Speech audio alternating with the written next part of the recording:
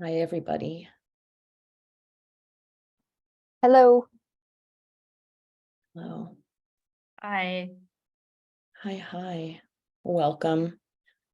I'm going to give folks a couple minutes to join us, and then we'll get started.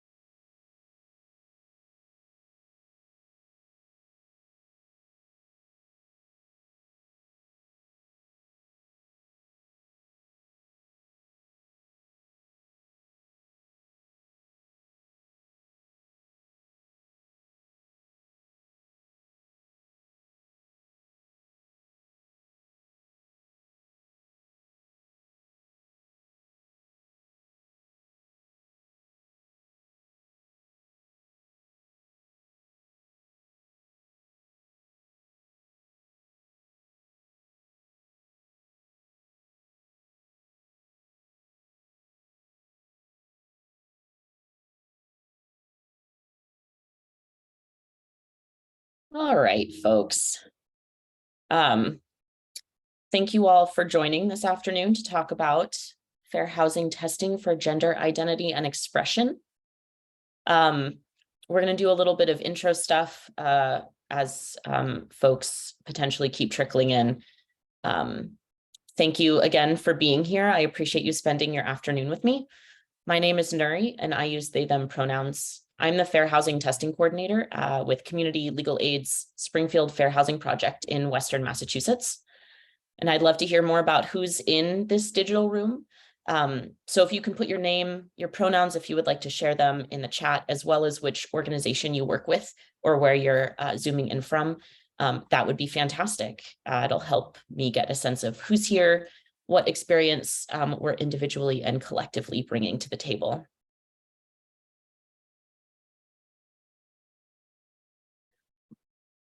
New Hampshire, excellent. Connecticut, hi. Boston, great. Maine, New England, represent. Massachusetts, fantastic. New Jersey, hello. California, excellent. Wow. Florida, my goodness gracious. Oh, this is exciting. Look at where everyone's from. That's fantastic.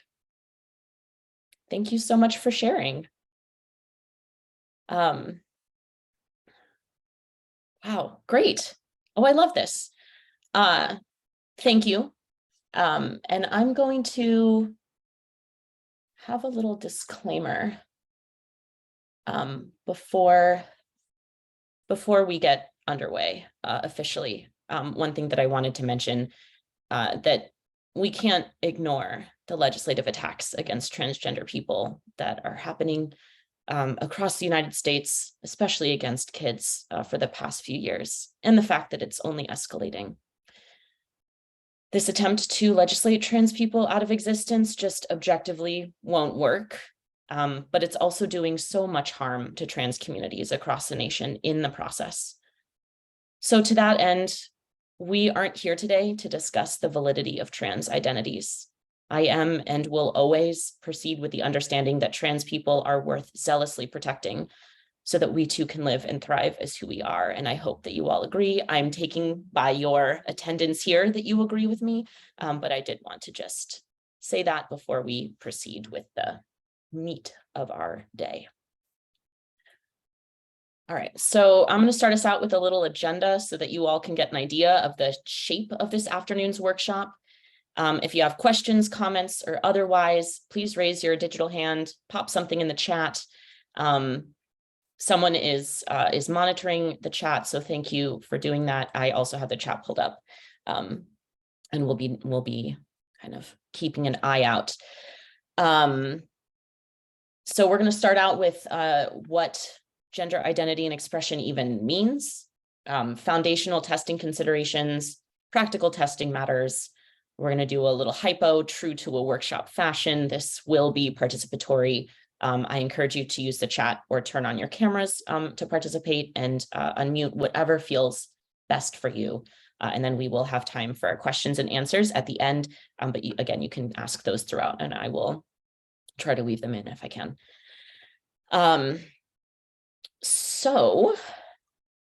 Also, if I use testing jargon, I don't know if everybody here is a testing coordinator or has that shared language, but if there are things that I talk about testing, like coordination wise or test design wise, that don't sound familiar to you, please feel free to ask me.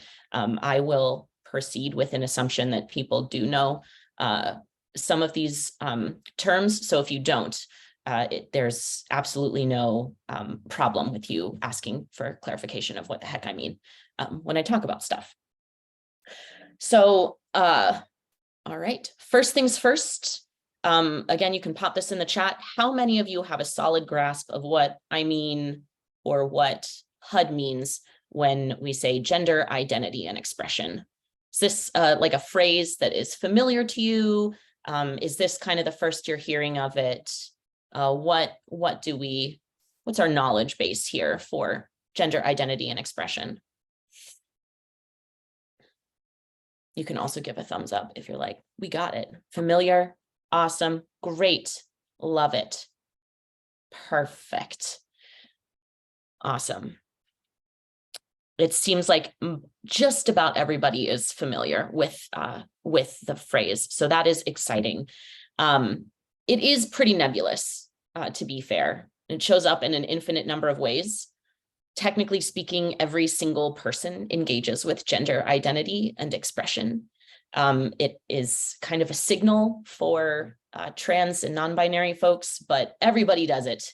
Think about what you're wearing today, what that is signaling. You made a conscious choice to put on the clothes that you put on today, presumably to present to the world who you are, what your day is looking like, that kind of thing. How do you style your hair? That might be an example of gender identity and expression. Body modifications that somebody might seek, be they like medical or like piercings or tattoos or anything like that. Body modifications can also signal gender identity. And everybody engages in this.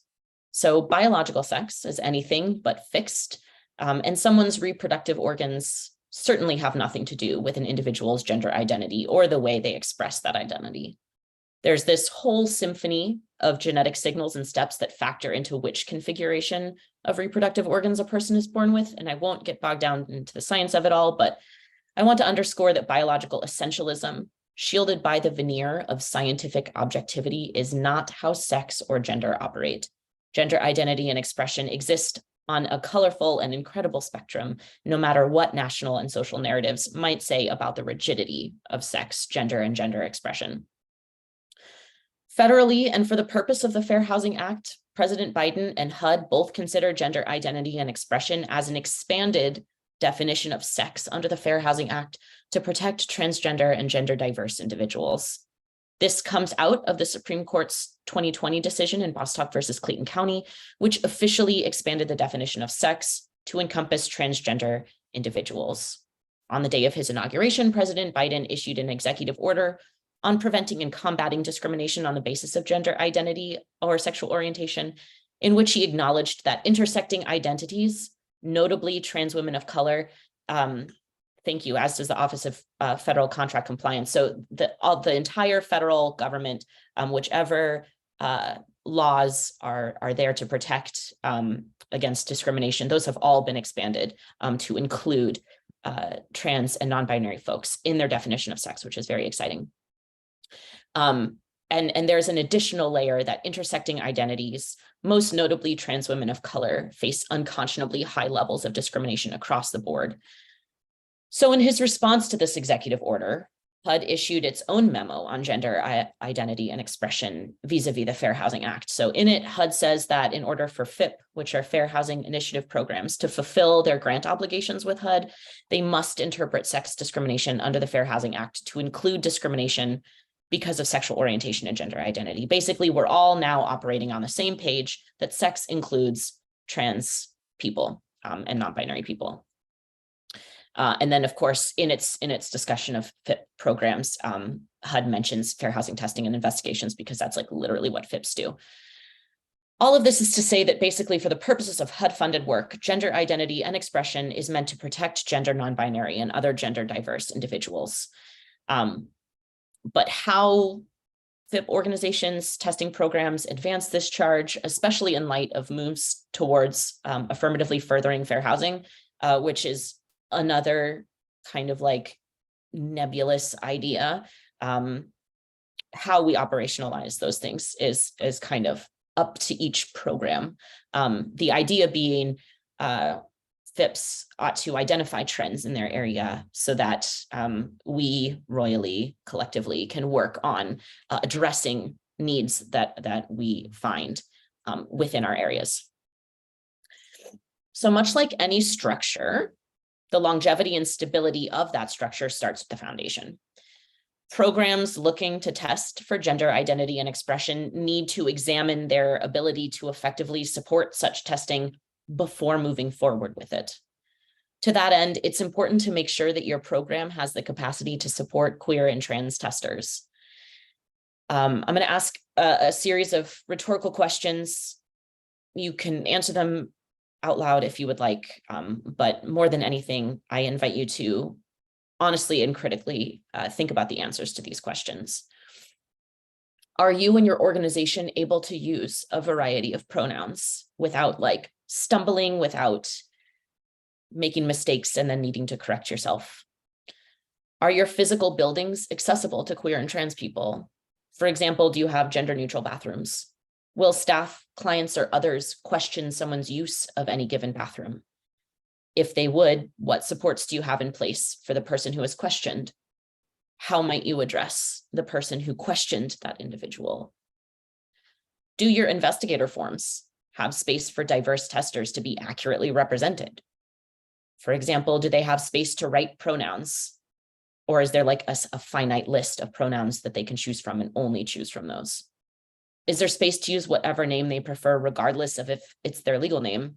Do you require that people give you their legal name? Is there space to identify their gender rather than choosing from a closed list again that might not include the multitude of gender identities that exist in the world? If your answer to any of these questions was no, there should be a foundation building your organization does before recruiting, inviting, training, and using gender diverse testers. We all know that tester recruitment and retention are universal problems already. And when spaces that profess to advance people's civil rights themselves reflect the micro erasures that trans people encounter on a daily basis, it's very likely that long-term engagement with your program will be untenable. Also within queer and trans communities, we like to look out for each other, and there's typically reputations for places that are safer than others, places that are more affirming than other places. So, depending on where your organization falls, there might be a reputation for either it being a like welcoming, accepting space, or being a space where you're like, careful, you're going to get misgendered no matter what you do. It's additionally really important to understand that chronic willful misgendering can itself rise to the level of sex-based discrimination. So especially for an organization that investigates discrimination and that is actively choosing to test for gender identity and expression, it is imperative that there is fundamental queer and trans competency. And I encourage you to look into trans-led trainings on queer competency. Those exist, and with the wide availability and accessibility of Zoom, a lot of these trans-led competency trainings are pretty accessible across the country, which is fantastic. Maybe you start practice conversation groups with your colleagues, practice using different pronouns so that you all can mess up with each other instead of practicing and messing up with an individual that it might adversely impact. You can look at your physical space. Are there adjustments that you can make to facilities so that they're accessible to trans and non-binary people? Do you have single stall bathrooms in your building that are gendered? If so, can you change the signs on those bathrooms so that they are gender neutral? If you can't make modifications to your building, are there ways around those barriers? So for example, if you had required testers to debrief with coordinators in person at the office, are there other places you could meet that are more accessible to them? Can debriefs be moved on Zoom? And then if you need to like exchange materials that a tester might have received at a site visit, they can just drop those off to you so that the contact with spaces that aren't affirming is minimal. Relatedly, testing programs should interrogate the ethics of testing for gender identity and expression. So do you have queer and trans testers already trained and ready to test? Are your cisgender testers themselves queer competent? Here at the Springfield Fair Housing Project, we don't assign a gender identity that a tester themselves doesn't hold. We're building out our queer and trans testing base, which also involves building rapport in the community. If your program also needs to build such a tester base and you yourself are not queer, trans, non-binary, or otherwise gender diverse, consider the power dynamics inherent between cis and trans communities. Make intentional engagement choices in outreach and recruitment. Make sure that you're using affirming language, that your outreach materials are affirming, or at least aren't actively harmful or actively promote a binary, or in whatever multitude of ways we can like unintentionally and subtly kind of engage in this power dynamic. For programs that maybe don't have a prolific queer and trans tester base, proxy testing can be a really helpful tool, but only if your cisgender testers are comfortable using diverse pronouns, right? So for example, it would be like odd if an assigned cisgender tester was assigned a non-binary partner, but that cis tester was inconsistent or had a really hard time using like Z, Zim, Zir pronouns, for example. That might raise a couple of curiosities or maybe even red flags if we want to go that far with it. If somebody's partner can't use the right pronouns, that might raise issues with the housing providers. And would certainly, I imagine, would like taint the results of a test, be confusing at minimum. It's also important to know how trans and queerness present in your area. So I'm out here in Western Massachusetts. It seems like a bunch of you are from Massachusetts or the New England area, so you might be a little bit familiar with our community. Not only are there many binary transgender people out here, but there's also a lot of visible non-binary presentation. I, for example, am trans non-binary, and many of the ways that I physically present in the world are emblematic of queerness in Western Massachusetts. My haircut is very common here. The clothes that I wear are also very common. The body modifications that I've sought, even the tattoos that I have, are like immediately identifiable. And as we'll see, having at least a passive understanding of how gender diversity exists in your areas is key to at least having effective testing, much in the same way as like it's helpful to know which neighborhoods in your catchment areas are biased in favor of or against particular groups of individuals. You can make conscious choices about how you design tests when you know information about your areas. The choices that I make here in Western Massachusetts might not translate to an area where queerness presents differently. So now let's turn to some practical matters. This is certainly not an exhaustive list, but hopefully it'll provide some insight into how at least I approach testing for gender identity and expression and the reasons that I make the decisions that I make.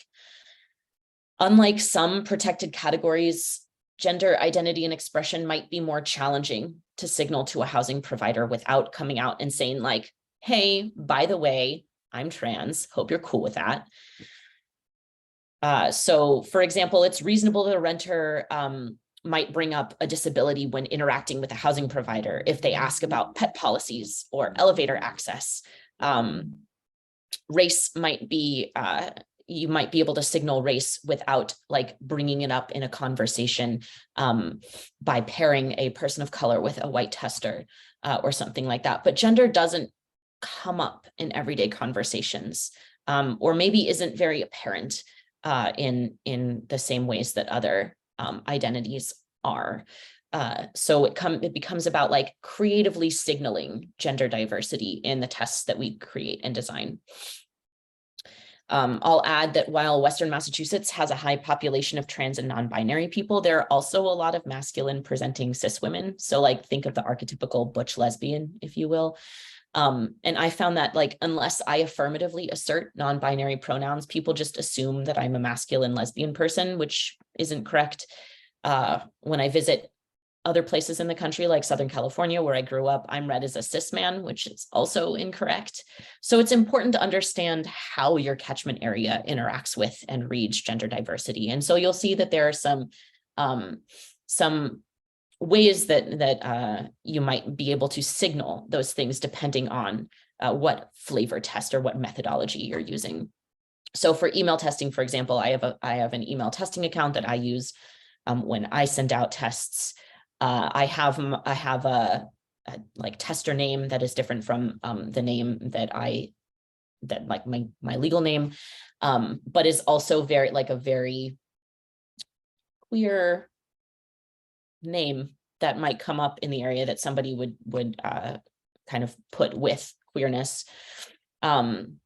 You'll see that this is a free resource, Bitmojis. Some of you might be familiar with these things, but like my email has an icon, like a photo icon, but it's a Bitmoji, so I'm not actually using a picture of myself. But you can create these avatars that look like you or look a particular way. And that's one way that I've found to signal gender diversity or signal a non-binary identity without coming out and saying, by the way, I'm non-binary. This avatar is my personal one. I have a different one for my testing account, but it like still looks like me. Pronouns in the email signature, that's an easy way as well to signal gender identity. And even for personal email accounts, I think we oftentimes associate email pronouns in our signatures with like business emails or things like that, but you can very easily put in pronouns in an email signature for a personal email account. And particularly with identities where you kind of have to assert your pronouns or else you're going to be misgendered. So like with a lot of gender neutral pronouns, someone isn't probably going to default to they, them pronouns. So if I want to be properly gendered, I have to tell somebody what they are. So keeping in mind that the practice of like even asserting pronouns maybe isn't as foreign as it might be for a cis person to assert their pronouns. So there are ways around it. There are also like in contact forms, if you ever contact housing providers or send an initial message over like Zillow or apartments.com or something like that, where you're not logging into an actual email account, but you're messaging through a site, you can, I've also put pronouns. I've been like, hi, my name is X, and then in parentheses, put pronouns there. So that way it's signaled, even though I don't have the advantage of having my little avatar and my pronouns in my email signature.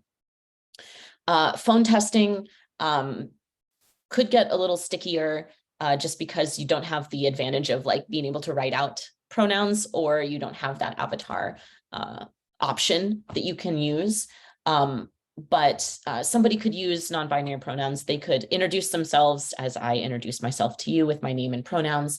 If that feels weird or clunky, there might be other ways that you can bring it up naturally in conversation. When I've been designing tests for gender identity and expression, I haven't forced putting that in a phone conversation. When my testers engage in phone calls, they're probably going to be scheduling a site visit test where they will then come present themselves, and that's kind of where the housing provider will interface with that individual, or they've prefaced their phone conversation with an email test, for example, and that like email was the first part of a multi-step test. Somebody who's talking on the phone can correct a housing provider if the housing provider misgenders someone. So say you have a proxy test going and your cisgender tester is talking on the phone to a housing provider, and the housing provider assumes that this person's partner is a cis woman, that tester could you know, say, yes, my partner uses, you know, Z-Zim, zero pronouns or something like that. And kind of take things from there. And that's where it's going to be really key that your testers also are competent in pronoun use, so that they can, one, just be aware of when a housing provider misgenders some assigned partner, and they themselves can use those pronouns in a very natural way, which, yeah, makes sense, hopefully, for obvious reasons. We don't want our testers kind of messing that up. Site visit tests. The tester could introduce themselves with pronouns. I know most of the bags that I carry, with the exception of like maybe my fanny pack, have pronoun buttons on them. They're really easy to find and get, and that's one way that somebody could signal gender identity or expression. Enamel pins that are overtly queer. There are a lot of, like, you know, trans flags, or like the more inclusive, what is it, like the Philadelphia pride flag that has like the trans flag on it as well. There are ways to signal gender identity and allegiance with those identities as well. Again, clothes, hairstyle, all of those things can signal somebody's gender identity, and things to think about. And also something for you to be aware of as well when you're designing these tests, you know, is the tester that you're assigning, one, do they hold those identities? And two, you know, how might you present the test, design the test in a way where that identity does come across in a way that will help your testing results. So designing the testing is one thing. In the tests that I've done, again, out here in Western Massachusetts, trans people are pretty common. There are a lot of us out here. And so our tests have either gone like no evidence of discrimination or evidence of discrimination. There's been no in between, either like everything's fine and they're treated equally, or in our match paired testing, or the trans tester never hears back from the housing provider.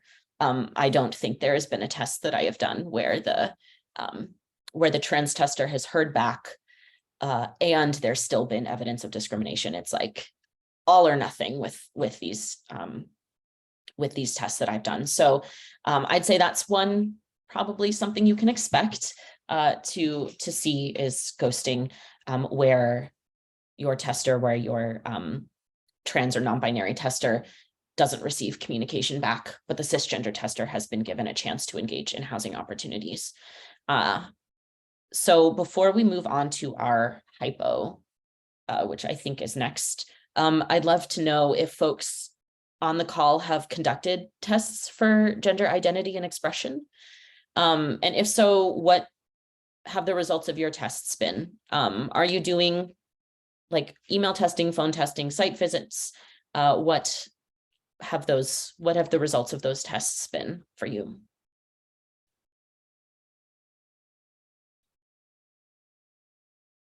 And you can put that in the chat. You can also raise your hand and unmute yourself if you'd like. Whatever works best for you. We haven't done it yet. Yep.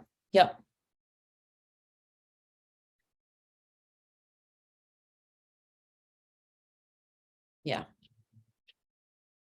No, that totally makes sense that folks haven't kind of delved into this realm of testing yet. And I'm really glad that you're here. That's fantastic. So my guess is that, the legal ID, that's great. Yeah, that's a good thing as well, to say that in a lot of places, your identity isn't going to, like trans person's identity isn't going to match what's on their ID. And so kind of saying that can either like in a conversation, as Savannah says about background checks, or things, or like if a housing provider requires you to give your ID before you visit or like look at a unit, you could use that as an in to say, you know, like, I'd love to have my partner come with, but their name isn't the same, their name and gender aren't the same as what's on their ID. So is it possible for them to not give you their ID, or, you know, whatever it is that you might ask, as a way to signal that gender identity. That's fantastic. All right, so we're going to do hypo here. So we have this ad that is just, there's nothing remarkable about, like, nothing remarkable about this ad that I want you to cue in on, other than just that it's a place that exists out here that I took a screenshot of. It's a systemic test, so we're not going off of an individual's complaint. Another consideration that I found in doing gender testing is that there, like, often isn't really anything in an ad that necessarily signals, and this might be a like regional thing, right? Like in Western Massachusetts, housing providers might not explicitly put in something that's like only cis people, which I would be surprised if they did anyway. But like this area, there's probably not going to be anything explicit in an ad that makes me think, oh, I should test that for gender identity or expression. So I tend to kind of focus in on larger complexes where results of housing discrimination might free up a lot of housing stock for folks, or look at ads that are posted by individuals who own a lot of properties. That's another thing out here. So like individuals or small corporations will own like dozens of houses, of multifamily houses, and rent those out. That's very common out here as well. So I'll look for those kinds of things to conduct systemic testing, because oftentimes you're not really going to see anything in an ad. To that end, and another reason why it's important to kind of be tapped into what queerness looks like in your areas, Western Massachusetts also has like polyamorous relationships are pretty common out here. That is of like part and parcel of a sexual identity, a sexual orientation, a family style. I think actually I saw an article the other day and I haven't yet read it, but like Somerville has now officially like put out protections for poly families or poly units. So if there's an ad that's like, would be great for a family, I might use that to test for sexual orientation or something like that, and use a poly family. Other things to consider. So we have here this systemic test. I've indicated that it's going to be a match paired. We're going to do a non-binary tester paired with a cisgender man. And I'm curious to hear how you might design this test. What might you do? Feel free to put ideas in the chat. And things like, yeah, what would your considerations be? Talk me through your thought process.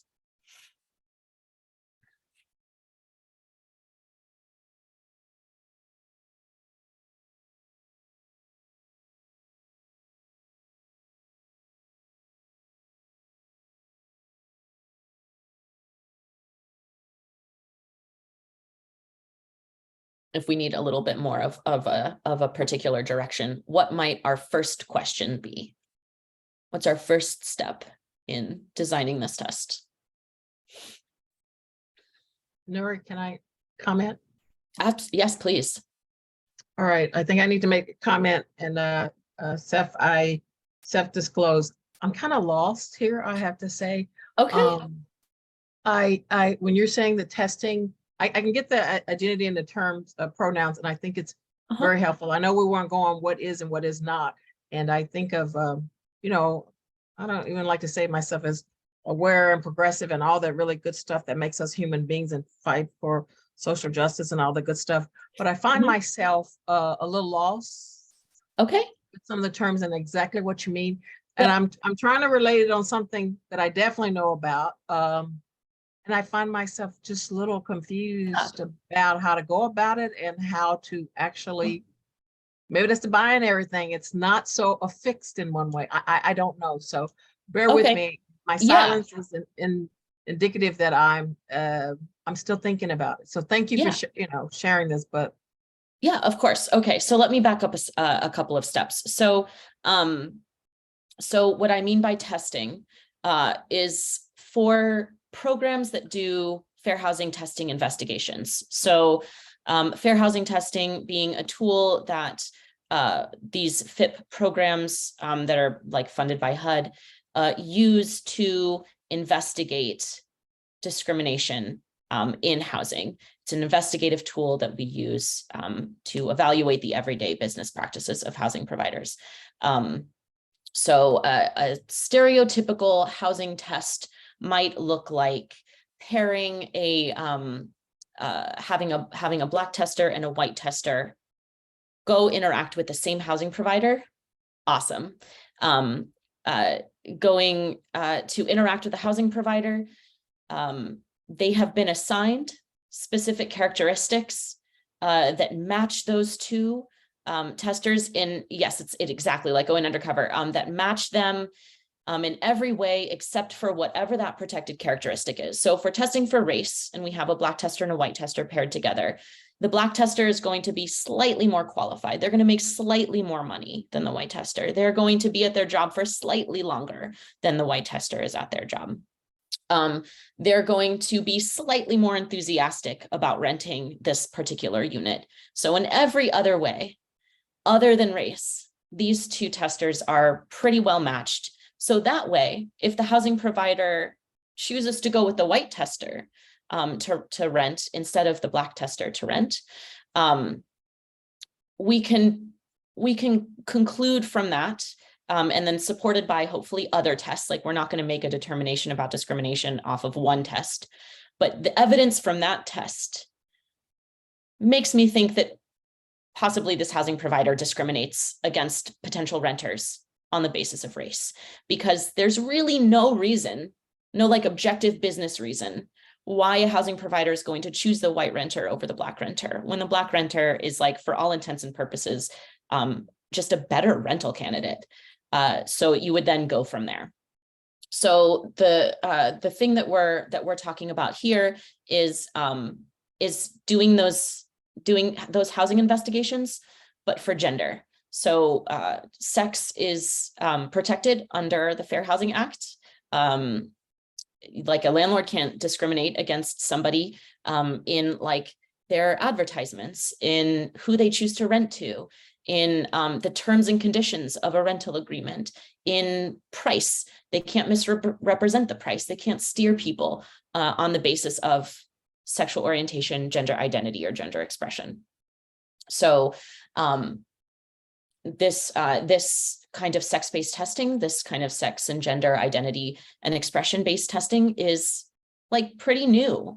A lot of organizations aren't doing it yet, or only some are doing it. And we're really kind of just like starting out doing this. And so this conversation is about how we might test for those things. So kind of using those testing tools as a way to uncover discrimination in our areas when housing providers discriminate on the basis of gender identity and expression. Justin, I see your hand. There is a question in the chat. What kind of test would we conduct? Yep. Phone number that. Yes. Thank you, Brittany. That is a good question to start out with. Would there be a specific reason that we would be testing the housing provider listed?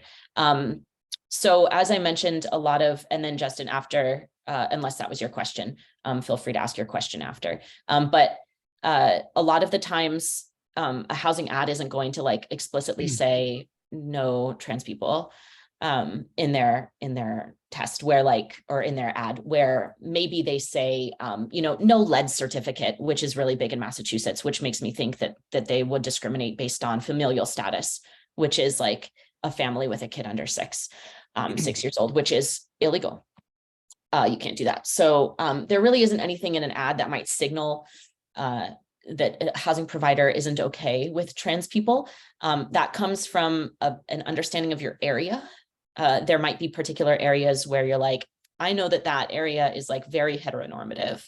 And so maybe I want to start my systemic testing in that area and see what I get. Or maybe you look at large housing complexes to see if there's discrimination in those housing complexes, because finding discrimination there might free up a lot of housing stock for people.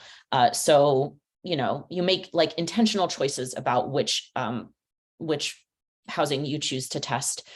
And it can kind of be like a judgment call from there, unless there's something in an ad that's like very obvious, very obviously discriminatory, in which case go with that. Okay, Justin, what's your question? Thanks. I didn't have a question, just kind of like a statement about like why we would, so I'm from the New Jersey Division on Civil Rights, so we accept like individual complaints. We're a FAP with HUD. So what we would typically do is if someone came to us with a complaint saying like they went to try to rent a unit at some apartment complex and they were, you know, turned away, and they would say like, you know, the landlord said, made some comment about like my appearance, or asked me if I was trans, or whatever the case may be. That would be something that we would want to go and test. So because, you know, unless it was like recorded, there's really no way to know. So so what we would do in that situation is, and I haven't been a part of something with concerning testing concerning gender, but I have with national origin and religion. Yeah. And so I know, like for example, we did a test for a housing provider that denied a Muslim individual and made some comments. So what we did was we had one person go as like a white person, and someone go, you know, wearing that could pass as Muslim and wearing certain garments and stuff like that. So that's probably similar to what you would do here. You know, I'm not sure if you would do something in terms of like appearance to kind of like get the person to see if they're going to make a comment, or to make some statement, say, you know, like, hey, like I'm, you know, do you have X because I'm this, like, do you have something that can help me with this, and see what they say. And that's just like from my experience. Yeah, absolutely. So that you bring up a couple of really good points. One, the ways that possible gender expression or gender identity discrimination can present itself, and then what that complaint might look like. So we have in that example that you gave, somebody who might go to a housing provider and they say something like, make a comment about their appearance. I will say that because everybody engages in gender identity and expression, that's not a protection like just for trans people. It should protect everybody. And the like beginning Supreme Court case that really got at it being not legal to make decisions, and this was in employment, but to make employment decisions based off of somebody's gender presentation and their comportment, was Price Waterhouse. That was with a cis woman who was like told she wasn't effeminate enough, or like needed to wear, you know, whatever, and she was like passed up for partner, and something like that. So and the Supreme Court found that was an act of sex-based discrimination against her, because the employer expected her to present herself in one way. She did not present herself in one way, but for that presentation, she would have been given partner status. So from that court case, I think it was in the 70s, we kind of follow the chain of events. We have Bostock versus Clayton County in 2020, and that explicitly expands sex in federal civil rights law to explicitly encompass trans people. So you cannot discriminate against a trans person in housing based on their like being trans. So it might show up as somebody being like, oh, I thought you were a man. And then, you know, do whatever they might do. And then somebody coming to you and being like, wow, a housing provider said that, it made me really uncomfortable and was super weird. And then I didn't get the apartment. And then you might kind of like design a test based off of that. So kind of playing around with like expectation versus presentation or whatnot. So that's like a complaint-based test would take its cues from the substance of the complaint. A systemic test, which is this hypo up here that we can interact with to the extent that folks feel comfortable interacting with it, would you know, be, you might design it with a different mindset because you don't have those anchor points of a complaint. So you're kind of trying to identify trends in your area and that kind of thing. So yeah, that can absolutely be a place to start is did somebody come in with a complaint and what was the substance of that? And how can we go from there? How can we pair people up? How can we choose a tester or assign like a proxy, assign that proxy person's friend who can't make it, but wants to see this apartment because they really want it, you know, all of those things. So somebody mentioned in here in the chat that there isn't a tester, they don't have a tester who identifies as non-binary. So that might be an opportunity to do proxy testing. And proxy testing is where you assign a tester, a household member, or somebody who holds the identity that you're trying to test for, but that tester themselves doesn't have that identity. So you see proxy testing a lot in like disability-based testing, where that's another like identity that we're not going to be assigning to somebody else if they don't have that identity. So they might be looking on behalf of their sister who you know, uses a wheelchair and needs an elevator. That would be an example of like a disability proxy, and they want to make sure that the unit would work for them, would work for that those mobility needs and that kind of thing. And you'd go from there.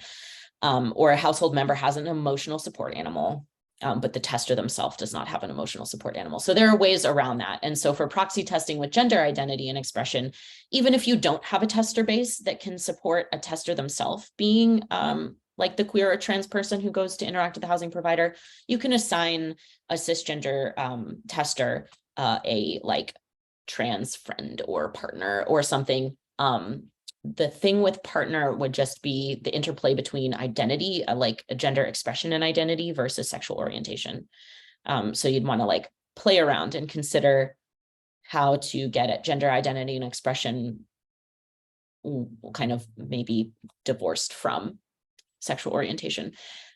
Things to consider. And then you, of course, want to make sure that the cis tester that you're using actually is like can present a non-binary tester or a trans tester in ways that that are affirming for that person. So like I wouldn't want to assign a cis tester a trans partner if they can't then use the right pronouns for that tester. So you just want to make sure that you have that kind of those bases covered. Yeah, so Peggy, you can work with your testers on if you don't think any testers have that foundation, maybe that's something that you fold into tester trainings that you conduct. Or you say, you know, I have a test, like however you communicate with your testers, like I have a test. And if you're interested, I'd love to talk to you before you do this so that I can, you know, check to make sure that it's a good fit or something, or however you want to go about doing that. But there are ways that you can test to make sure or ask people about their competency. That's something that you could ask on your like tester agreement forms at the very beginning when you recruit people. Like, are you comfortable using diverse pronouns in conversations? Yes, no. Like, what is your experience using non-binary pronouns in conversation? Like, there are things that you can do where you can get at that information because also we don't want our testers to know what we're testing for. It's another consideration of how you can test your testers without giving away what the heck is going on.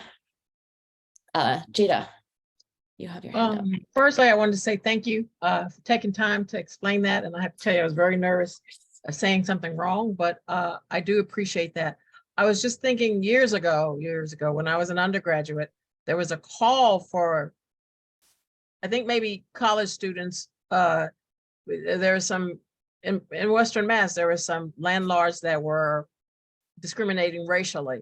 One person had, I didn't know they did that. I thought they just did that then. And I didn't even know the Fair Housing were doing this. And I'm glad that you are. But so I was acting and some people came up to me and said, look, we want to come in as a interracial couple. And so, we all did it. And I we went through it. And I think there was a lawsuit based on the findings, the whole testing thing. And, but I want to say there was a call for testers, there was an education, what we were to do, how we were to do that. And so I'm wondering if that's what's happening now. Do you put out a, I'm not saying like an acting list like they do in Hollywood or anything like that, but do you put out, would you like to be, part of, trying to make the world a better place or something, and come in and think about considering that so you can have a pool of things that, to relate to when stuff goes on? Because I'm really, you got me really thinking about this, and I'm so excited that I came here. I'm almost feeling a little embarrassed what I didn't know, but I think this is just a path for me. But I just think about people in public housing. Yeah. And I don't mean a broad brush as like, I'm just generalizing. I don't respect any of you. We don't adhere to any of your rights and all of that kind of stuff. So I guess I'm hopeful that people are trying to do something right. It's not like we're kind of, to catch a predator kind of thing, but we are trying to correct and hopefully help in the areas where there's a, pinpointed or discrimination going on. I know that my work in public housing, I see it all the time and have often felt that there's nothing I can do about it. People are afraid to go through it. So a lot of stuff I have to mull over from this. Yeah. Absolutely. Well, first, I appreciate you being here. And I'm glad that we that someone spoke up so that I could explain some of these things. I know a lot of you trickled in after I had already started, and I'm glad that you all picked up on the disclaimer that I said at the beginning, that if there are terms that I'm using regarding testing that don't make sense to you, that you ask, because I would love to explain them. So thank you for being here, first of all, and for learning and being open to learning about all of this. And second, yes, testing programs absolutely explicitly recruit community members. That is how we get our testers. There are some programs that, everybody needs to actively recruit because you don't, just have testers. And so there is an intentional recruiting recruitment process that happens, and with each individual organization, that recruitment process might look different. For LGBT recruitment, it would also make a lot of sense for you to identify LGBT organizations in your area. Are you near schools and universities? Can you reach out to their LGBT club and ask if you can leave flyers, or if anybody would be interested in being a fair housing tester, or things like that. There are ways you can do targeted outreach to communities, because you do want that diverse testing base. So, there's nothing worse than when you see an ad or when somebody comes in with a complaint and you don't have the testing base to then test for the thing. And that's just gut wrenching in its own and specific in different ways than the discrimination itself. But so making sure that you are actively trying to build out as diverse a testing pool as possible. So that is something that organizations do. It looks different for every organization, and recruitment and retention is just notoriously really challenging across the board. And it's a really big ask of people. And I think it's reasonable to expect when dealing with or interacting with LGBT organizations and communities that just really being aware, cognizant, and sensitive of what you're asking them to do, that you're asking them amidst all of this, like the everything that's going on currently in the US, legislatively, judicially, around trans identities, that you're also asking them to put themselves in positions where they're probably going to be discriminated against at one point or another. I mean, it's a big ask for anybody, right? That you might be recruiting. And I think just being sensitive to or understanding of or trauma informed in the ways that you reach out to communities and engage with them, knowing that, you know, I might be putting you in pretty tough situations, making sure that you have supports in place if somebody has an adverse experience. To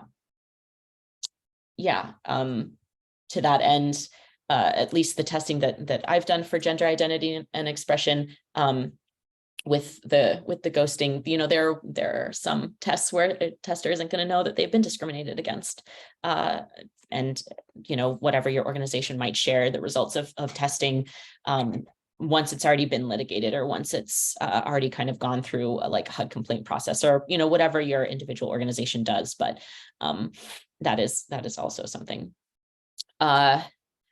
Suggestions on how you can train testers. I think kind of incorporating and folding gender identity and expression into your tester trainings, as maybe its own separate section. So like, you know, our program is committed to uncovering and advancing protections for gender diverse individuals. And we want to make sure that our testers can test for gender identity and expression. One of the ways that we ensure that our testers can do this is by making sure that you all are familiar with like diverse pronouns, non-binary pronouns, using them. So we're going to practice a interaction with a housing provider where you're assigned a partner who has, you know, these pronouns, and then you can like practice a conversation, encourage them that I think I can actually go back a little bit, and there's this pronoun chart here. There are some pronoun charts that that also have like sample sentences where you plug in the pronouns into the sentence, so you can also see how the pronouns operate in a sentence, because sometimes, you know, you can memorize they, them, theirs, and then come to like use them in a sentence and be like, oh shoot, which one goes where? Now I'm confused, and that kind of trips people up as well. So the more that you can practice, the better that will be, and the more that you can encourage your testers to practice, the better that will be, and the more seamless it'll feel. And then the less you'll have to do on the like, oh, I have a test that I'm designing, quick, let's figure out which tester of mine can do this, by asking them if they've ever used non-binary pronouns before, or used like, you know, he, him pronouns for somebody whose like ID says Samantha or something like that. You know, like what are the ways that we can preempt those potential challenges before they become actual challenges that need to be addressed. So that would be one kind of suggestion for how to kind of approach these questions with testers themselves, or with the people that you're training. And thank you for those who have shared some of your thoughts on how you might approach a test. So for those of you who are new to testing or not new to testing, one of those first questions is going to be, do I have the testing base to support like non-proxy paired test, or even a proxy paired test? If the answer is no, then there we go. We don't have the resources to support doing this test right now. So now we know that we need to build out those resources, right? It can still be useful information to have. So let's assume that we have a tester who we can put in here. Somebody mentioned that they can introduce themselves with their name and pronouns. That is absolutely one way that you can do it, depending on a tester's comfort. I've offered in the past for either tests that have a very specific order of disclosure, or tests that are like higher stakes than other tests that we might be doing. I've offered that testers that we have like a practice conversation before you call the housing provider. Let's go through the assignment that I've written for you. So for those who aren't aware, testers receive the assignment forms that have like who you're calling, what you're going to be saying, who are your household members, what's your annual income, what's your job, what's your household member's job, do you have any kids, what's your age, all of those things. And then there's a list of like disclosures potentially. So for a test for gender identity and expression, I might explicitly say in the test assignment, please introduce yourself and say your pronouns right after your name, and give that explicit instruction in a housing test assignment form. Or if I don't want them to say it right away and I kind of want a housing provider to like assume something first, then I might put at the end, you know, before you hang up the phone, or before you leave the property, please say, you know, thank you for your time. Just so you know, I use these pronouns. I hope you have a great day and I look forward to hearing from you, or whatever the what is that you might be finishing your test with. But you can play around with the kind of information you want to get, how you want to get that information, with the timing of your disclosures as well.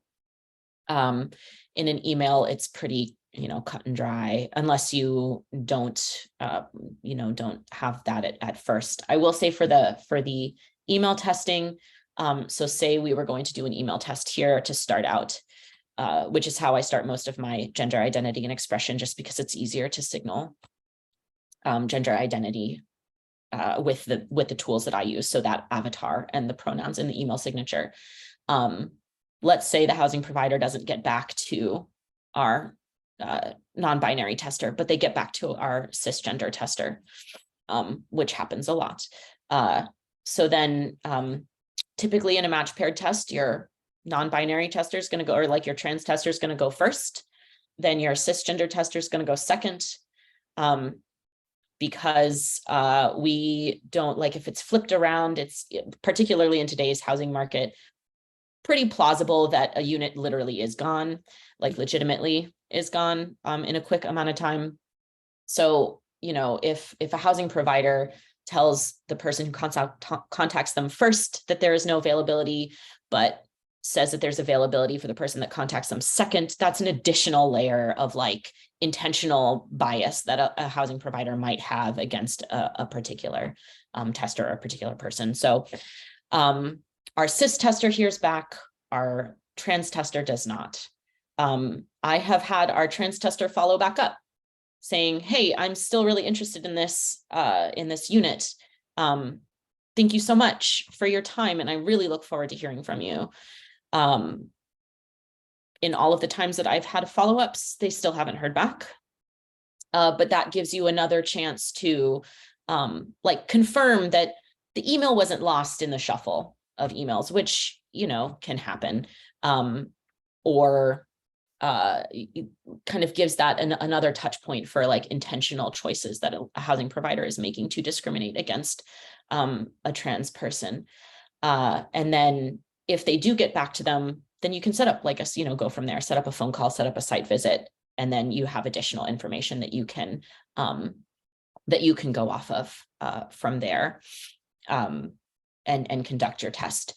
So wanting to make sure that when you're putting these tests together, you look at your capacity, and then you look at the manner and order of disclosure. If it's a site visit, do you want the person to say their pronouns at all? Or is it like enough that they show up as they are? So I mentioned that I have visible tattoos that are pretty indicative of like queerness in the area. My haircut is a very queer haircut for the area. The clothes that I wear are it's just all tough to not read me as at least a little bit queer. Do I even need to disclose my pronouns if I go in person, if I do a site visit, or is it enough that I exist in that space? So you can make those determinations as well. Like, what do you want people to disclose? Is it even worth saying anything? Or do you want to just collect that initial information? If they show up, if you don't have them disclose anything explicitly and testers are treated similarly, do you then want the trans tester to disclose something specific, like what somebody suggested earlier? You know, my ID doesn't match my ID has a different name on it. So, you know, I just want you to know that for background check purposes that, you know, that's not the name that I use isn't my legal name. And then see what happens from there. Like, does that change the housing provider's interactions or treatment of that person? So you can kind of also play around with what is necessary to disclose and what isn't necessary to disclose. As you kind of test this out. Those are some of the main thoughts that I have, tips that I have that I've used in designing tests. Does anybody, you all have been doing great at asking questions throughout. And I'm wondering if you have any more questions or if things have come up for you in your testing programs that you'd like to workshop here or get input on.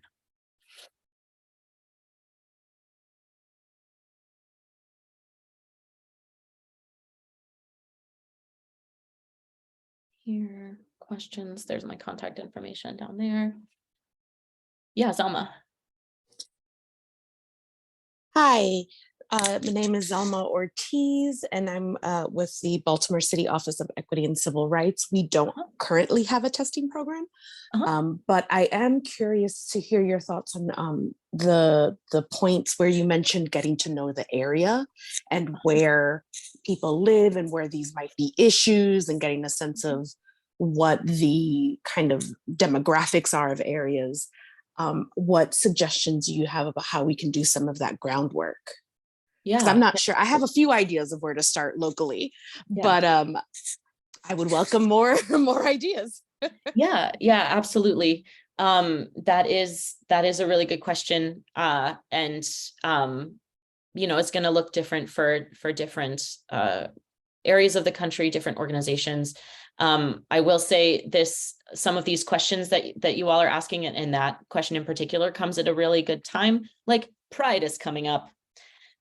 Going to that would be a great way to interact with the community and kind of see what organizations are out there, what those organizations are doing, seeing where they're located. Do they have like a brick and mortar base, like a community center or something that you can kind of anchor yourself in place, and then kind of get an understanding of like neighborhoods and how they exist.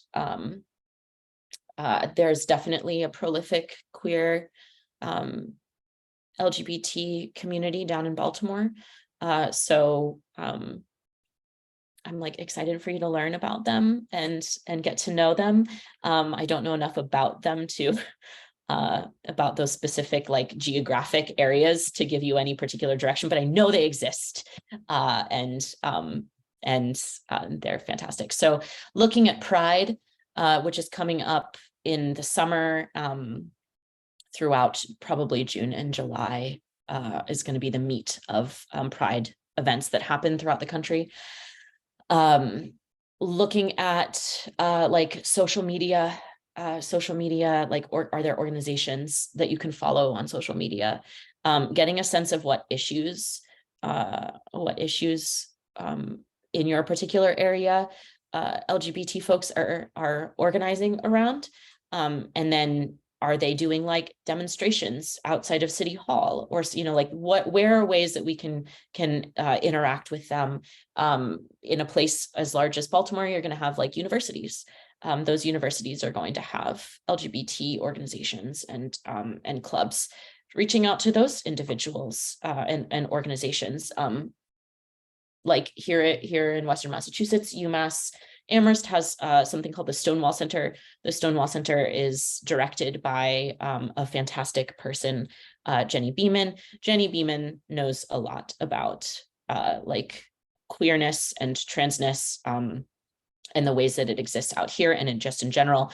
So they might be a really good resource. Maybe there's like a Jenny where you work or where you live that kind of could help you, could introduce you to the organization or to the community. Finding those community contacts, I think with queer and trans communities and organizations, there is probably going to be an inherent skepticism of cis folks, of heteronormativity, of and I qualify that with like, maybe there probably will be, but maybe not also, depending on, you know, a whole host of things. But it could be good to plan for that maybe rapport building might take a little bit of time, or might kind of be bumpy at first, or that there might need to be like demonstrations of like genuine interest. And this is also where like general queer competency in your area comes in handy a lot. You know, if you reach out to an LGBT organization, or you go to Pride and you like really struggle with pronouns, or, you know, whatever else might come up in those spaces or conversations, that's, you know, then rapport building is probably going to be stalled there with the community, because then it no longer feels safe, or your interest in advancing LGBT civil rights might be performative. So, you know, what are ways that not only can you reach out and engage in communities and understand where they exist and how they exist in your communities, but also like, how can you demonstrate genuine interest in their well-being? There are also, across the country, there are PFLAG chapters, which are PFLAG, I am forgetting what it's standing for, but it's an organ, like it's a national organization that does have chapters throughout the country that are for like families and families, parents, etc. of LGBT folks. PFLAG chapters might be good places to also get in touch with queer communities. There's a lot of really harmful legislation going around that impacts schools and stuff. So maybe PTAs might have ideas about how, you know, like there are ways that you can, there are entry points through the national organizing and community organizing that's going on. That'll probably get you a lot of information about the communities pretty quickly, especially if you live in areas where there are a lot of bills that are, thank you, John, Parents and Friends of Lesbians and Gays, that a lot of these like legislative entry points where you can start a conversation or kind of get a sense of what matters most to the communities right now. And for those states where there are a lot of pieces of legislation that are being introduced or passed, you're going to have a lot of data there on what and how queer organizations are operating with, for, and that kind of thing. Great question. There's also the transgender survey. The trans survey results aren't quite out yet for this past year. So there was a trans survey in 2015 was the first one, I think, of like a national trans survey. And there's another one that they just sent out in 2022. So they're still, I think, probably like collecting and synthesizing that data, but that is that, you know, looking at studies as they come up, looking at those community needs assessments. There are like hospitals will put out community needs assessments, and some of them, at least the ones out here in Western Mass, probably say something about LGBT risk factors or LGBT youth and kind of those intersecting risk factors, because there's a large a lot of things that are impacting LGBT youth right now and just in general. And so like health organizations will be putting out and including those in needs assessments. So you can look at needs assessments as well to kind of get a pulse of those issues.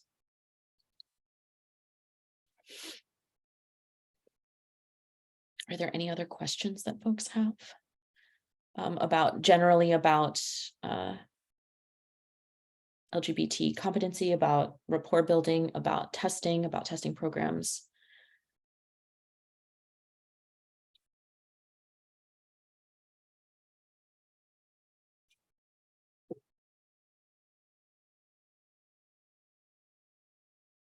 And it's okay if the answer is no. I'm going to stop. I'm going to stop the share there. Hopefully you've gotten my information that's on that last slide. My email for those of you out in Western Massachusetts. Hi. Or in New England, I'd love to stay connected with you. And for those of you who are zooming in from across the country, please reach out if you have questions. I would love to continue this conversation and help support you in your programs in advancing protections for LGBT folks. Thank you very much. And thank you so much, Nuri. It's been a pleasure. And I just want to remind everyone that this is the last workshop of this day, but this is day one.